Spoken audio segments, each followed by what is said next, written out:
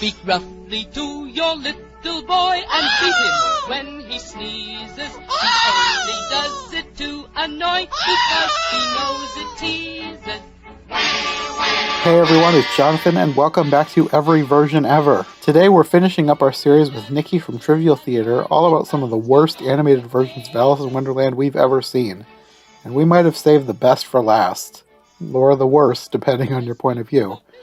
This episode is another movie I've reviewed before, and it's another absolutely atrocious film, though in a completely different way than What's the Matter with Hatter or either of the others we've talked about. This film was released in 2010 and has been dubbed the Cinematronic version by Alice in Wonderland fans, partly because that's the company that made it, but mostly to differentiate it from the other 2010 adaptation from Tim Burton and Disney. However, despite its relative obscurity to, I guess, mainstream audiences, the Cinematronic version has gone on to basically be the gold standard of probably not just Alice in Wonderland adaptations, but bad animation in general. You mention the word Cinematronic to any Alice fan, they'll know exactly what you're talking about. However, bad animation fans have another name for this one, the MS Paint Alice in Wonderland, because it appears to have been created in the Microsoft Paint application, and a few years ago it kind of went viral under that title because someone wrote a creepypasta with that name. We'll get into that later in the episode. This film was created using poor animation over top a 1948 radio play that Sarah and I actually reviewed a few years ago on Wonderland Wednesday. I think Shaina might have been with us as well. We were all on a road trip somewhere. We listened to this radio theater episode and reviewed it while we drove. I'll find that episode and have it linked in the description. We had a lot of fun making that one, and I kind of have a soft spot for that original radio play because of that episode, which makes how they massacred it into this mess even more tragic. Anyway, hopefully you'll enjoy one last terrible plunge down the rabbit hole. Next time, I promise, we'll review a version that's so much better than this one. Although, given the quality here, I suppose that's not much of a promise. I speak severely to my boy, I beat him when he sneezes, for he can thoroughly enjoy the pepper when he pleases.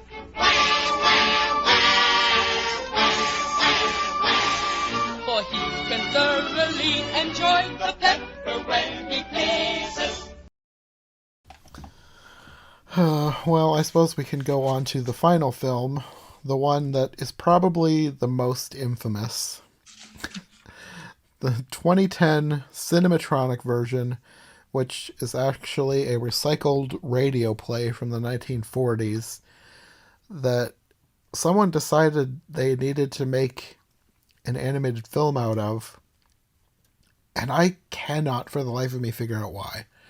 Like, this company made this film, and as far as I know, nothing else.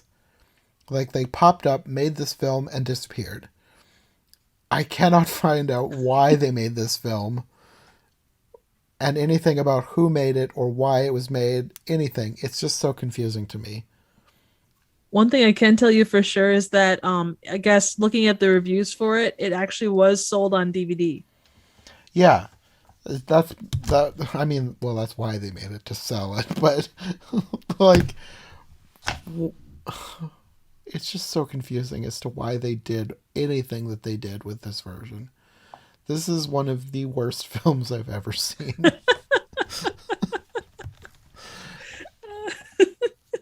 Yeah, it's a thing. Like the original radio play, it had some legit voice actors in it. Dinah Shore was a singer from that time, and I mean she did stuff like she did stuff from the 40s all the way up until the 2000s. You had the guy that voiced the original Elmer Fudd. I couldn't identify the outright like what characters they played, but there were other voice actors from cartoons that I definitely recognized in there, which you're talking, kind of the heyday of, like Looney Tune type cartoons, but still. Mm-hmm. I mean, yeah, the original radio play was decent. I don't think it was amazing or anything. I have a few issues with it, but it was fine. There was nothing inherently awful about it. It was fine. Like we actually reviewed the radio play, my cousin and me. We listened to it on a road trip at one point and then reviewed it on the road we Oh, called it a nice. road trip review. Like we filmed it. We had like a GoPro set up in the car, and that's I like the original radio play because of that more than the for the radio play itself. Oh no, understood. That's really cool though. What a neat thing, and a cool memory for the two of you as well. Yeah. So then to find this and see how they massacred it.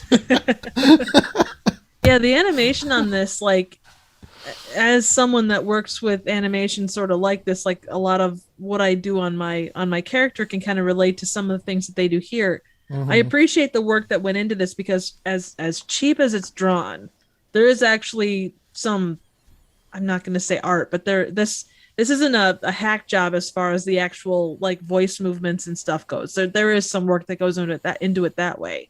But the overall design and stuff, this was the actual drawings. There's no art to them. There's no. It's just let's do this. Let's make it a joke, basically. It was like they wanted it to look bad. Oh, I wouldn't be Like surprised. that's the That's only reason I can think of for making the characters look the way they do. It's like they wanted it to look awful. Oh yeah, it's meant to be that way. I guarantee you. This was not done by someone, at least from what I can see. It's not done by someone that wanted to make something look good. This was to not make fun of, but I think it was made to go, "Hey, we got this,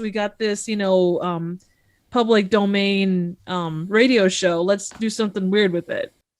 My question is though, is it public domain? Or did they just find it on YouTube and think that they could get away with taking it? See, I Because feel it's in like the 40s. So yeah, does radio have the same rules as movies and books? Because as far as I know, right now the 20s stuff in the 1920s is starting to come into public domain. that's true. Well, you look at like It's a Wonderful Life. That Mm-hmm. was public domain for a long time. That's why it was reshown. That's why it became a classic. Was because like in I think the 60s or 70s, or maybe even the 80s, Mm-hmm. they were looking for things to show at Christmas time, and that was something that was public domain, so they pulled it out and put it up. And that was done in 38 or 40, I thought. Or maybe early 40s. I Either think way, it was so. it was done at a time like it definitely wasn't the because it's 50 years plus the life of the artist if you're talking traditional copyrights, but there can be places where things lapse, like if someone doesn't renew it properly. That's what happened Okay. with that. So I it's possible that this could have happened that way, because I don't think you could have gotten away with selling a DVD of it. And I suppose it depends on if someone noticed or not, but I feel like you would have had to have had that. It could be. I don't know. I'm not a law expert or anything. I just thought it's strange that they were able to take this thing from the 40s and Yeah. do something like this with it.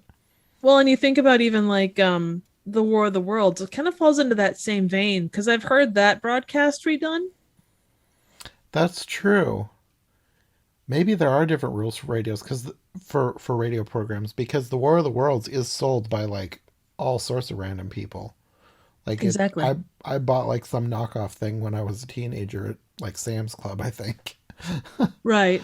So you can buy that pretty much anywhere. So maybe there is different rules for radio broadcasts. I don't know. Yeah. And I'm not for sure. I mean, it could have just been like a, hey, we found this thing, we don't care about copyright. We're just going to take it. Otherwise, they might have cut enough out of it to make it fair use. Because being I don't think 2010, they cut anything out of it. I think it was an hour when we listened to the radio version. okay. Then yeah, that would have been right around that same time. I'm not sure. Hmm. I don't know. It's a mystery. It is a mystery. Either way, she just she looks constantly like Alice looks constantly sleepy the way her eyes are. I don't even know. It's just She uh looks she looks like I don't say this lightly because a lot of people will throw this at anybody, but she looks like she's on drugs. oh yeah. And even the teeth. Oh, the teeth are terrible. Like that's the worst part. And I'm sure that when they were drawing them and not knowing intent, so if they were going for just wanting to make something weird, they're probably looking at her as like a what? How old is Alice supposed to be? Like 10?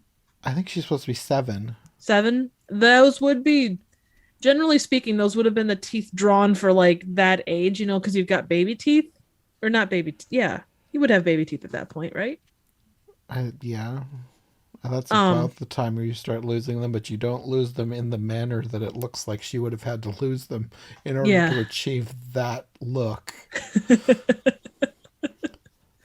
They're just like weirdly crooked snaggle teeth. Yeah. They look awful. Yeah, there's nothing good about them. And where you can see, like, with the animation, they just have her mouth go up and down. And you can see, like, the top teeth kind of moving at the same time sometimes. More so with other characters like the Cheshire Cat. But, yeah, it borders on nightmare fuel. Yeah, all the mouths move like that. And I thought it was both hilarious and horrifying and horrible that the Cheshire Cat, when in the scene where he disappears except for his smile, they just leave behind the mouth, the back part of the mouth that goes down. They just left that behind instead of having his smile left behind. Yeah. That was so terrible and stupid and hilariously bad. Oh yeah. There's no getting that out of your head. And God, you would show this version, like the animation part of this, to a class of animation students and just go, okay, everything that's done here is what you don't do. Yeah. This is definitely a what not to do lesson. Yeah. One of the worst things in this is the rabbit's teeth. Oh God. Yeah, especially the white rabbit's teeth, because the rest of them, they move like the March Hare and the mouse and like everybody else. They move relatively decently, but yeah, the white rabbit, whoever drew this had a vendetta against the white rabbit. The teeth move like they're supposed to be the mouth, but the way they have it, it's like he has two tiny mouths side by side that move when he talks. It is the most disgusting idea of how to move a mouth. It's one of the reasons where it's like they had to have known that this is awful. They have to have done this on purpose. Yeah. Well, and the design of the white rabbit was just there's not a lot of great designs in this. This was drawn probably in MS Paint by someone that can't draw worth crap. It looks like an MS Paint thing. There's actually, if I remember right, someone wrote a creepypasta about this movie and called it the MS Paint Alice. And in the story, it's like they find this DVD in the street and then they watch it and like it puts them in a hypnotic trance and they feel great while they're watching it and then they feel awful afterwards, and then the Alice from the movie is outside the window, except she's not a cartoon. It's like a live action deformed thing looking at them. Awesome. Yeah, great. I'm sitting by myself here in half darkness. Is she gonna come out of like my hallway and try and kill me?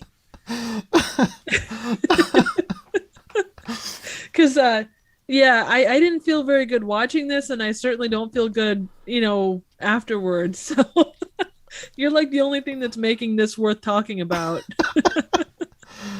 Yeah, it's already creepy in its own way, and it apparently moved someone in enough of a creepy direction that they decided to write their feelings out as a story. Oh, that doesn't surprise me in the slightest. Like, if of all of them, this one definitely would drive someone to make a creepypasta.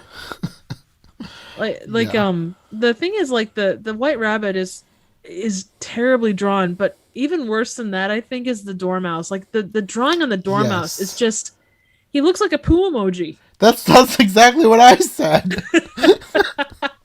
It's like they just stuck a little mouse, an ugly mouse head on top of it. And the way his mouth moves too, like his whiskers, like his face comes to a point, and it seems like that's a reoccurring thing with a lot of the characters. Like the baby of the Duchess, and there's like a bat at some point. Like they all have that same kind of everything comes to a point. Like it's, I don't know. Yeah. But the way the mouse's mouth moves, like it's the whole lower half of his face, like the whiskers and everything else. It's just And it was also weird that they took, like, at first this was just the mouse. Like there's a mouse at the beginning when she's in the River of Tears, and that's the character. But then he shows back up again, and he's the Dormouse. But it's not the same character it's because not. no, because Oh, he has a different voice actor, and he acts different oh, because the mouse at the beginning, he's like swimming, and then he ends up getting scared of her talking about Dinah, and he runs off. And the Dormouse is like a continuously sleepy character who barely moves. true. And they just reused the character design, I'm assuming the whole character asset, because they just took the mouse and then, oh, now he's the Dormouse. Like, why would you, if of all the characters to reuse, why would you use that thing? Well, it's like the other version where the Dormouse was used in place of the hedgehog. Like weird connections between these movies. Yeah, I guess so. Oh, But still, that design is so terrible that I yeah. guess they loved it enough to use it twice. Yeah, they were very fond of that. That was their pride and joy piece right there. Oh man. There's so many bad design choices in this. Oh yeah. Like did you see like the Mad Hatter? All I could think was the yellow hat. Oh, no, that's not his name. From Curious George, is it the Yellow Hat Man? The man in the yellow hat. The man in the yellow hat. Like I kept getting those vibes from the Mad Hatter. He's like the evil cousin of the man in the yellow hat. Yeah, he really is.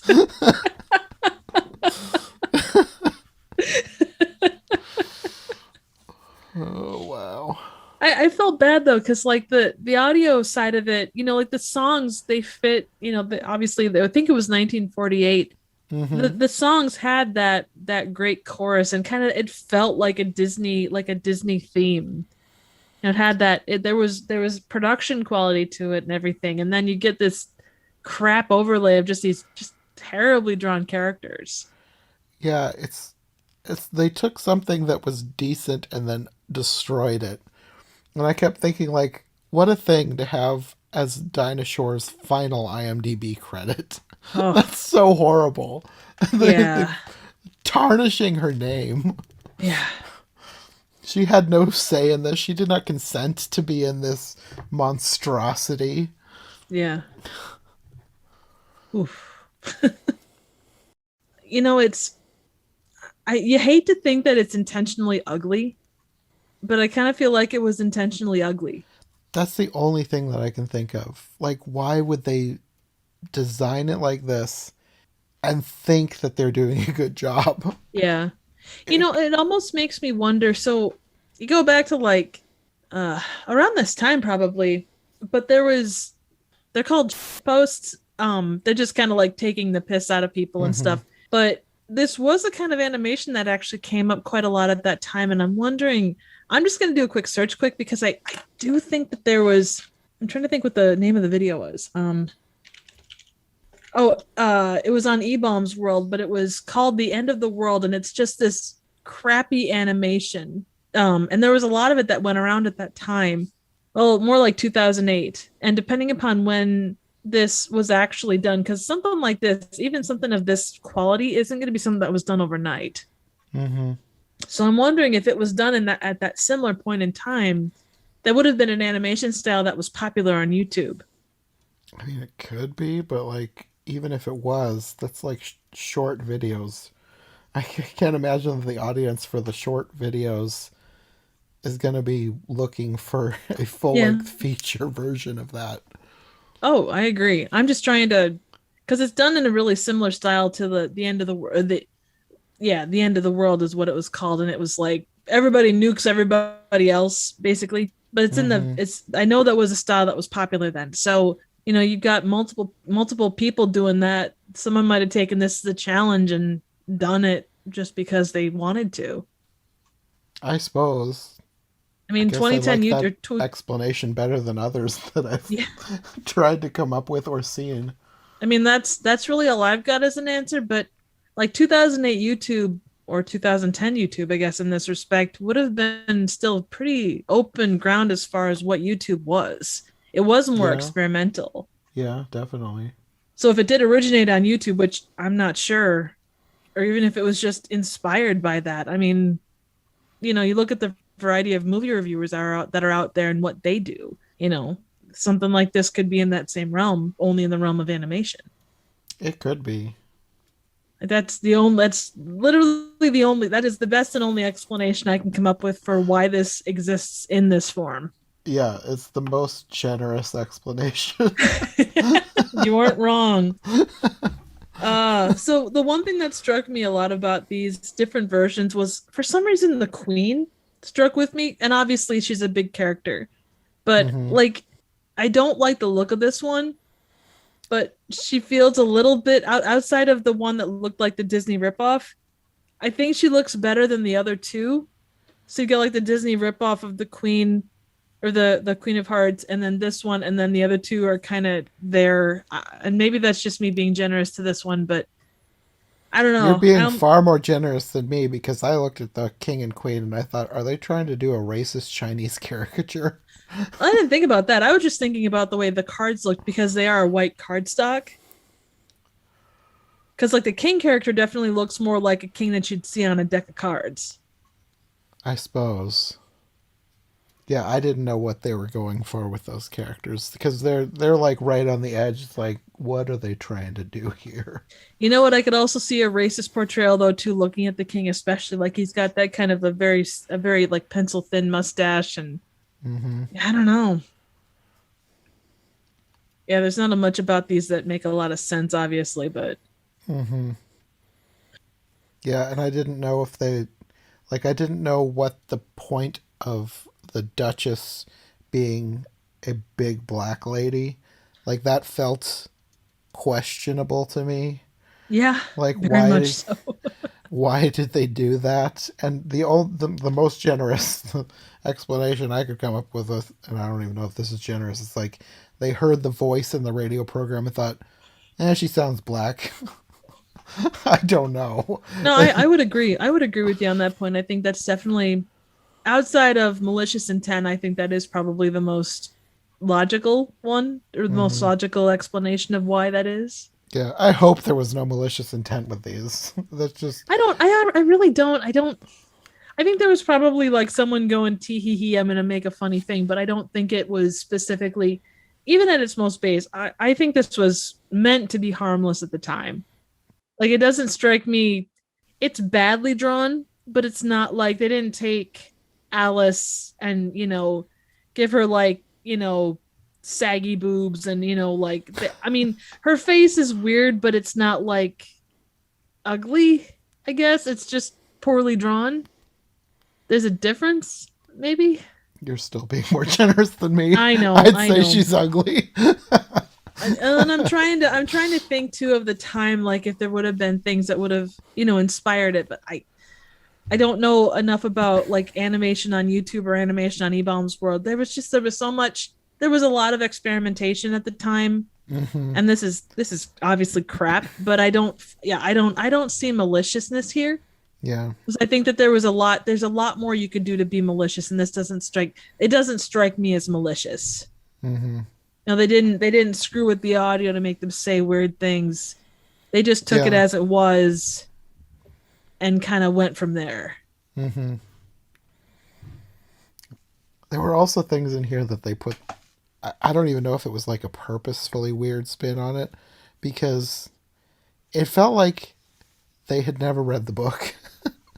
Like in the scene where she's in the house and Bill is supposed to go down the chimney. Bill is a lizard. In this, he looked like some sort of a bug. That was not a lizard. No, definitely not. Yeah, he even had like the kind of like a ladybug's, like the way that its shell opens up and back and the wings come out. Yeah, he was a bug. He's just a bug. And then the frog footman and the fish messenger, they've been replaced with playing cards for some reason. Easier to draw, maybe? Maybe, I don't know. And then you have the cook, who is a rat for some reason. Yeah, and I can't say one way or the other on that. Well, and the look of the baby too, just the way it was laid out, just like The if you're baby gonna, was awful. I oh mean, yeah, technically the baby is supposed to be ugly, but I feel like it looked like it had a horn. It was supposed to be hair, but it looked like it had a single horn growing out of the top of its head. It yeah. was just really awful. Well, and again, it kind of took that whole kind of I mean, it like you look at Alice's face, and they use points a lot. Like you look at her face and the Queen's face are kind of like Alice's face goes very wide as a football, and the Queen's face kind of goes long as a football, and you've kind of got that same Yeah. kind of football shape on the baby. Yeah, kinda.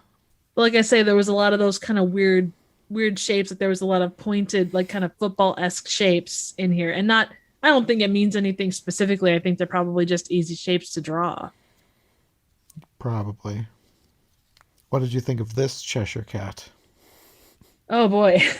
I still think the Matter with the Hatter was the worst, Yes. Oh, but definitely. this one was was creepier when it was just the mouth, but the rest of it was slightly above the Matter with Hatter, but not by much. Yeah, it was not good. And I'm not Oof. even though I have like a fondness for the radio play, I did not like the voice of this cat in the radio play. No. He just has like a squeaky, annoying, sometimes almost unintelligible sound to his voice. Yeah. Yeah. And I don't know whether they just didn't get him close enough to the mic. Oh no, they was sorry, I had to think about it for a second. They added a lot of the meows in there and stuff. Yeah, it was Yeah. none of them really hit it. And I guess I think you do. You get that. You get the voice that you think, and I think you think about the Disney animated movie, Hmm. Cheshire, and that kind of sets a precedent. It's kind of like Robin Williams playing the genie. You Hmm. can have other Hmm. people play that role, but the one that you're always going to go to will be Robin Williams playing that. Yeah, that's definitely true. Yeah, I can't think of any Cheshire Cat that I like as much as the Disney version Yeah, that's fair. because It's he set a standard that others have not been able to meet. exactly he is the I Heath will Led. Oh, I good. will say though, 1999, I do like 1999 because Whoopi Goldberg plays the Cheshire Cat, and I do like Oh, that one. oh, there you go. So a close second, but never quite as good. Yeah. This version, it's just the animation is consistent. I guess it's consistently, they don't try and up anything. Everything is as it is Hmm. from the start to the finish. I can see the work that went into it because there is, for all of the crap anime or the crap backgrounds and stuff, there was work put into this. The animation of the mouths and stuff is not something that it was done in a few minutes. It took time. I still think anything that you put out on your channel still like Oh, leagues better than this. well, no, I agree. But if you're talking 2010, I mean, you're talking 11 years difference. To do this kind of animation in 2010 wouldn't have been the same basic concept as what I do. But yeah, definitely much, much easier to execute now versus then. Mm, I suppose, yeah, because some of that can be automated. Yeah, exactly. And I that's a don't lot think it of could have been back then. no, no, agreed. And a lot of mine is it's the program that does the work. In 2010, it would have more than likely there would have been some help in the programs that they most likely used here, but overall, it would have had to have been a lot of like hand done stuff. So, and that to animate any kind of mouth thing to get it remotely accurate, it takes time. Like it's Hmm. a time intensive thing, and it gets boring quick. I can relate. One other big thing that we have to talk about is the Griffin. Oh God. Oh dude. That is not a griffin. No. That's a glorified kind of dragon thing, yeah? Just because Yeah, it didn't have scales. yeah, Griffin is the lion eagle. What do they think a griffin is? They got their wires crossed. They looked at the wrong thing. Ah. I suppose. It was hideous. Yeah, it wasn't a pretty thing. I will say, though, it did make me laugh. Anytime he tried to take her somewhere, he just grabbed her by the top of the head and flew away. That was good. That was good. And highly, it was deserved. It was definitely deserved. Oh, man. Well, and then at the end when they all appear and like the griffin is just like sitting there like he's flying. He's kind of sitting at like kind of a weird angle on the screen. I don't think I noticed him specifically at the very end. There was too much going on in that scene. Yeah, no, agreed. They also have the mock turtle looks off as well. And that's another reason why I don't know if they've ever read the book, because the mock turtle is supposed to be a turtle body with cow features. This is a turtle that just has a beak and like a green monkey tail. Yeah, at first, like the glasses, I thought he had like one of those joke glasses with like the mustache and the nose. That's what when I first saw him, I thought, oh, he's a mock turtle, as in he's pranking and stuff. But nope, just part of who he was. No, yeah, no. The mock turtle he looks the way he does for a reason, because he's supposed to be a reference to mock turtle soup, which when turtles were made into soup years and years and years ago, they were really expensive, so the poor people would make mock turtle soup out of beef, which is why the mock turtle was a part cow, part turtle creature. Well, did you notice at the end, like Alice was talking about hearing the mock turtle sing, and then all of a sudden the cows appear in the background? And she's like, oh, it's just the turtle, or it's just the cows coming home. I don't know. I didn't even think of that as a reference, and I feel like it's kind of generous to be making that a reference, but sure. I'm trying to make my mind is trying to make some sort of sense of this weird thing. Yeah. Whether it be real or not, I am sticking with that. I am sticking with that. If anyone ever asks me about this specific adaptation and the cows in the background, that is going to always be my answer, unless someone proves me wrong. Which, if that comes up in conversation another time in my lifetime, I will go out and buy a lottery ticket, because the chances are good that I'm going to win the lottery. Yeah, I can't imagine this movie coming up in real life.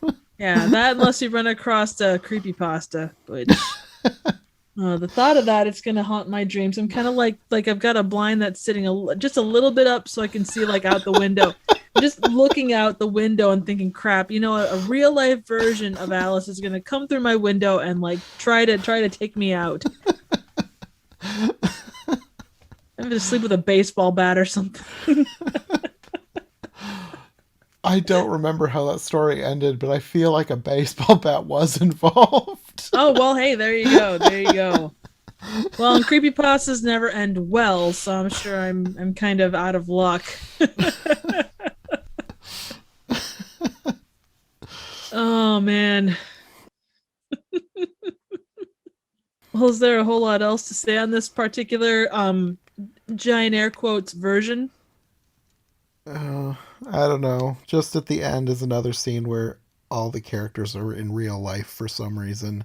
Yeah. Like, it makes even less sense here because it just sort of pans out and like everybody is standing around Alice and her weird sister, who looks absolutely nothing like her. Oh, it's such a weird, like the giant lips. What are with the giant lips? I don't know. I think she also had like a mole or something. I think that was supposed to be her nose. Really? Yeah. I'm pretty sure. Okay. It was kind of off-center. Yeah, because I remember seeing Alice's nose, and it's like, okay, well, she's got an L nose. Her sister is either, like a stepsister or radically like different ends of the spectrum as far as how they got their looks from their parents, because there's no, like, even skin color, there's nothing. Yeah, no, nothing. Like drawn by two completely separate people. Yeah, it almost seemed that way. Yeah. Yeah, that's the end of that one. Yeah, yeah. Although the best part of this version was probably the Griffin.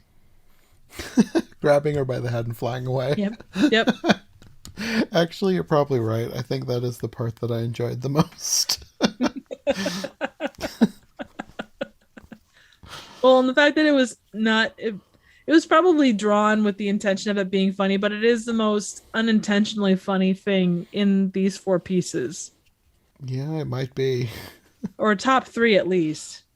Yeah, but I don't really feel like going through them and making a list, so No, no, I don't blame you. I don't blame you.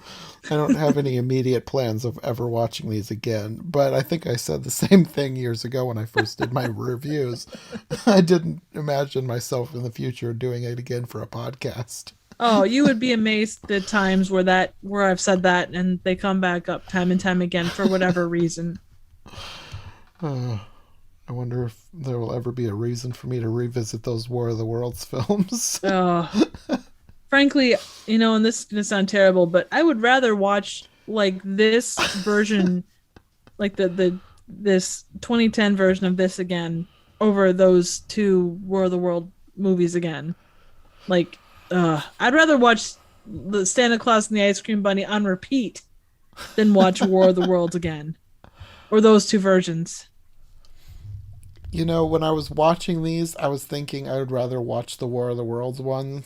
But now that I'm thinking back, those were like really long. Yep. And this is only an hour, so Yeah. this is less torture. So I guess Yes. I would rather watch this one.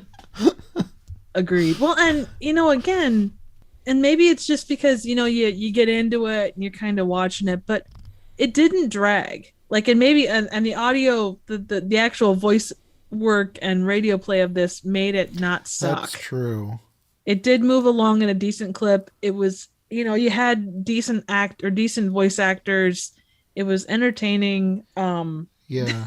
The terribleness of the animation made you go, "Oh my god," over and over and over and over again. I mean, from that perspective, and I know you're probably not going to agree with this, but this version, based on that stuff alone, I don't know. I enjoyed this one more than the others, and I don't know what that says about me as a person. I'm trying to think if I had to like rank them where this one would land for me. I don't know. They're also bad in their own unique ways. They really it's really are. hard. Yes, they are. Well, and again, they all took like the same. They took what should have been the same base story, and they all did it in uniquely crappy ways. Like none of them really repeated. Yeah. You know what? If I'm ranking them, like a lot of the ways that I rank movies, I think about how likely I would be to rewatch them. And even though none of these would be ones I'd want to rewatch, like if I was forced to pick one and not think about the length of time, I think this would probably be the one I'd pick to watch again because I really don't want to watch What's the Matter with Hatter again. That one was just so insipid. Yeah. The the one after that, the in time length around the same time, it's so forgettable and boring that I don't know that I'd want to sit through that one again. I guess maybe the shortest one I would watch again because I did like sort of like some of the backgrounds, Mhm. which is not saying much when you're It's praising something. the background over like the animation and whatever. But I guess I did like some of the creativity there, even though it was total Disney ripoff. Oh, completely. And that's maybe some of the reason that you like it too, was because it did take those elements that you were somewhat familiar with, and they were, 99% ripoff, but there was still that little bit of its own thing. Yeah, I suppose. No, but agreed. Definitely this one would be on top without giving it thought. The two 45 minute ones would probably be at the bottom, and then yeah, the 5 minute one would be behind this one. So Yeah, the What's the Matter with Hatter? Just it's so dull. yeah. So bad and dull and it felt longer than this one. Oh And yeah. this one is definitely longer than What's the Matter with Hatter. Oh yeah. Well, and the fact that you've got a 2-minute song or a 2.5-minute song that feels like it's a 6-minute thing. Yeah.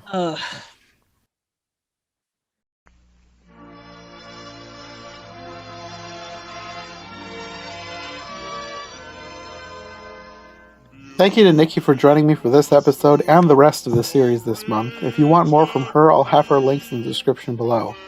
Next time, I don't know what we're doing, as I'm trying to get this edited in advance because July is, or I guess by the time this releases, was an extremely busy month for me, and I didn't want to have to worry about getting behind. As I'm still really busy with my new job, I might end up taking a week or two off from the show after this, but at some point I'm actually planning to release a full-length mega podcast episode with my full conversation with Nicki.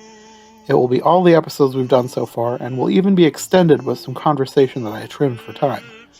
If that interests you, make sure to check back soon, but if not, stay tuned because I promise better episodes are on the way. Sarah and I have watched a 1985 British miniseries adaptation, so once we get that episode recorded, we'll have that review for you. I have some other potential episodes in the works, so I don't know for sure what's next. Either way, come back soon for another much better episode of Every Version Ever, and we'll see you next time. Thanks for listening. Beautiful Sue, beautiful Sue, super evening, beautiful Sue, beautiful, beautiful Sue.